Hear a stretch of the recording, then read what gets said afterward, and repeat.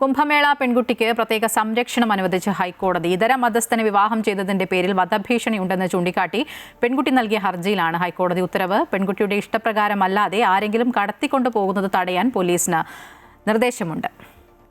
Advocate Rajesh ഉണ്ട് കൂടുതൽ വിവരങ്ങളുമായി. രാജേഷ്, നേരത്തെ തന്നെ പോലീസ് ഈ പെൺകുട്ടിയെ കണ്ടെത്താനാകുന്നില്ല എന്ന് കോടതിയെ അറിയിച്ചിരുന്നു. ഇപ്പോൾ പെൺകുട്ടി തന്നെ സംരക്ഷണം ആവശ്യപ്പെട്ട് കോടതിയെ സമീപിക്കുകയായിരുന്നു അല്ലേ? തീർച്ചയായും മുൻപ് ഈ പെൺകുട്ടി സംരക്ഷണം ആവശ്യപ്പെട്ട് ഹർജി നൽകിയപ്പോൾ അതിനുശേഷം കുട്ടിയെ കണ്ടെത്താനില്ല എന്ന് പോലീസ് അറിയിച്ചിരുന്നു.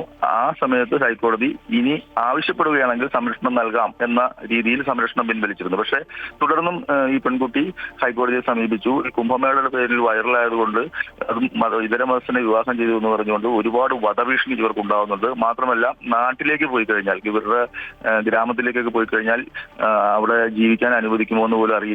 ഇവിടുത്തെ കേരളത്തിലെ സിറ്റുവേഷൻ അല്ല, ഇവിടുത്തെ ഒരു സാഹചര്യമല്ല അവിടെ എന്ന് മാത്രമല്ല, ഒരുപക്ഷെ ഹൈക്കോടതിയുടെ സംരക്ഷണം ഇല്ലെങ്കിൽ ഇവിടുന്ന് ഈ കുട്ടിയെ ആരെങ്കിലും വന്ന് കടത്തിക്കൊണ്ടു പോകാൻ വരെ സാധ്യതയുണ്ട്.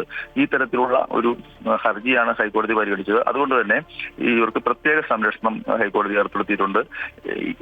ഒരു സംവിധാനവും, അതായത് ഇപ്പോൾ നിയമപരമായിട്ട് വന്നാൽ പോലും ഹൈക്കോടതി അനുമതിയില്ലാതെ ഈ കുട്ടിയെ വിട്ടുകൊടുക്കേണ്ട കാര്യം പോലീസിനില്ല. അതുകൊണ്ട് ആ രീതിയിലുള്ള ഒരു സംരക്ഷണമാണ് ഇപ്പോൾ നൽകിയിട്ടുള്ളത്. ഈ ഹൈക്കോടതിയുടെ ഈ ഉത്തരവ് പ്രത്യേക നിർദ്ദേശമായിട്ട് പോലീസിന് നൽകിയിട്ടുണ്ട്.